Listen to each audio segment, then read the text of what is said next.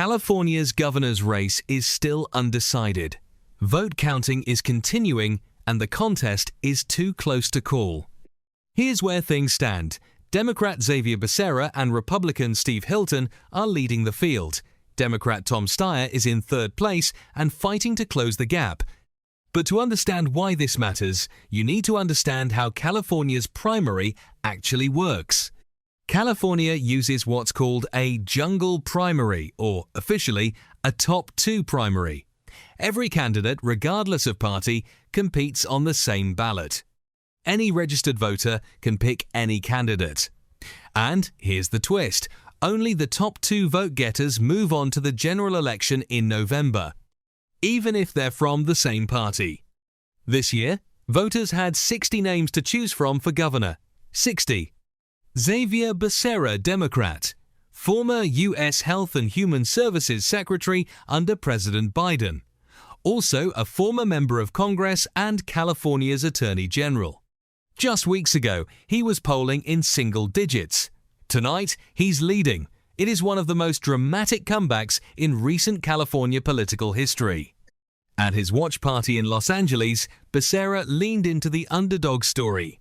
Here in Hollywood's hometown, we love a good underdog success story. The underdog stayed in the fight. Steve Hilton, Republican. Former Fox News commentator. One-time political advisor to former British Prime Minister David Cameron. He was endorsed by President Trump in April, a boost that helped him pull ahead of rival Riverside County Sheriff Chad Bianco. Hilton has made California's 16 years of Democratic control his central campaign target. At his watch party in Huntington Beach, the British-born, now American citizen said, "Change is coming to California, and it's long overdue." Tom Steyer, Democrat, billionaire activist, spent over $213 million of his own money on this campaign. He's pushing a progressive, populist message, and he's not giving up yet. We've scared the hell out of the corporate interests used to getting their way. Here's why the outcome is still uncertain. Voting patterns this cycle flipped. Normally, Democrats tend to vote by mail, Republicans in person. This time, it was the opposite. Republicans returned their mail ballots early, while many Democratic voters held on to theirs or voted in person on Election Day.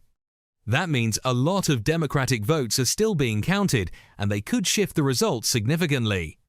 This race was shaped as much by who didn't run as by who did. Former Vice President Kamala Harris, U.S. Senator Alex Padilla, and California Attorney General Rob Bonta all passed on running. Then in April, Congressman Eric Swalwell's campaign collapsed, derailed by allegations of sexual assault and harassment. Swalwell resigned from Congress and denied the assault allegations. His departure shook up the race, and many believe it directly benefited Becerra, who surged after Swalwell exited. Whoever wins this race will lead a state of 40 million people, the largest in the country and the fifth largest economy in the world. And the stakes go beyond California. Incumbent Governor Gavin Newsom is term limited out and is widely considered a potential Democratic presidential contender. His successor will inherit enormous political influence. Votes are still being counted. The final shape of November's general election and who Californians will choose to lead their state remains to be written.